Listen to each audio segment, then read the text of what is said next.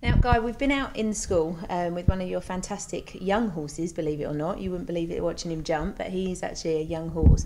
And we've gone through how to warm up and prepare when you're actually at a competition and sort of combine that with the training that you do at home. So just talk us through what you were doing in that session there. Well, you start off, jump a few cross poles.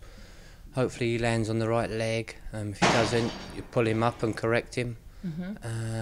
Canter away different ways. Do it 2 or 3 times just to loosen them up in their body a bit, and then you move on. You jump a vertical, whatever height you're happy starting with, and then go up a couple of times so you feel happy that your horse is loosened up enough for the ring. So is that a normal procedure what you do at home if you're about to start going into a training session, or is that quite a specific warm-up that you would actually do at a competition? No, you do it at home and at a competition. You start off on a cross pole a few times, verticals, move to oxers, balance coming to the fence, balance away, and just try and warm them up really. So that's what you're looking for. You're looking for the balance and the straightness and the correctness of the leg. Because I Yep. noticed a few times when you landed, you'd pull up and actually stop. So what were you doing there?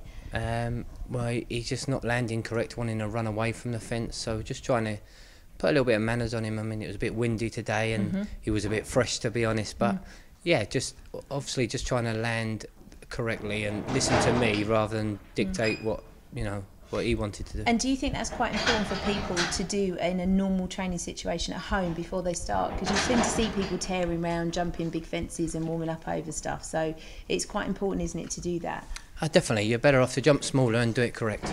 Yeah. You see lots of people at shows, they're jumping massive fences, and they're not jumping them correct. So. Now, I noticed a lot when you was doing the warm-up, you sit so quietly, you're really soft in the hand, there's none of this pulling side to side and riding around in mega flexions, things that I do see in the warm-up arena a lot. How important is it to you, or is that where your flat work comes in, and do you do flat work with your horses before you would get to that stage? Yeah, definitely. I try and do things at home that relate to the ring a lot more, rather than trot really slow in the air, and I have a change of pace and just mess about really with them and just get them flexible and using themselves.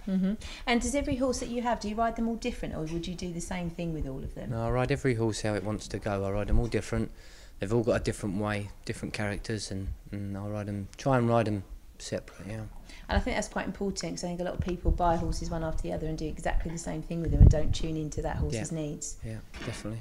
Brilliant. Thank you very much.